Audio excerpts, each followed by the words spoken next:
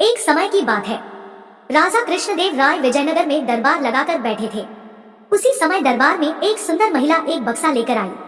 उस बक्से में एक मखमली साड़ी थी, जिसे निकालकर वह दरबार में राजा और सभी दरबारियों को दिखाने लगी।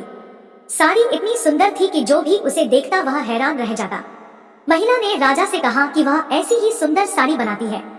उसके पास कुछ कारीगर हैं, जो अपनी गुप्त कलाओं से इस साड़ी की बुनाई करते हैं। उसने राजा से निवेदन किया कि अगर राजा उसे कुछ धन दे तो वह उनके लिए भी ऐसी ही साड़ी बना देगी। राजा कृष्णदेव राय ने महिला की बात मान ली और उसे धन दे दिया। महिला ने साड़ी तैयार करने के लिए 1 साल का समय मांगा। इसके बाद वह महिला साड़ी बुनने वाले अपने कारीगरों के साथ राजा के महल में रहने लगी और साड़ी की बुनाई करने लगी।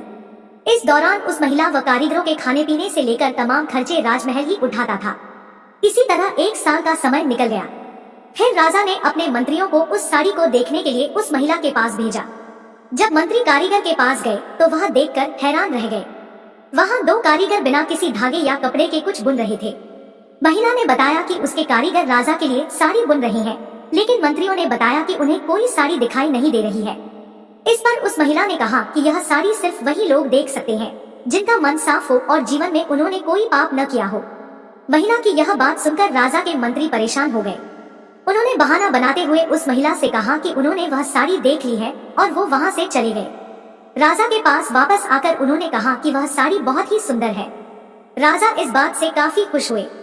अगले दिन उन्होंने उस महिला को वह साड़ी लेकर दरबार में हाजिर होने का आदेश दिया। वह महिला एक बक्सा लिए हुए अपने कारीगरों के साथ अगले दिन दरबार में आ गई। उसने दरबार में बक्सा खोला और सबको साड़ी दिखाने लगी। दरबार में बैठे सभी लोग बहुत हैरान थे, क्योंकि राजा समेत किसी भी दरबारी को कोई साड़ी नहीं दिखाई दे रही थी। यह देखकर तेनालीराम ने राजा के कान में कहा कि उस महिला ने झूठ बोला है, वह सभी को बेवकूफ बना रही है। इसके बाद तेनालीराम ने उस महिला से कहा कि उन्हें या दरबार में बैठे किसी भी दरबारी को यह साड़ी दिखाई नहीं दे रही है।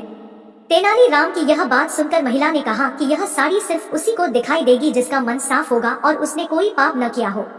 महिला की इस बात को सुनकर तेनालीराम के मन में एक योजना आई।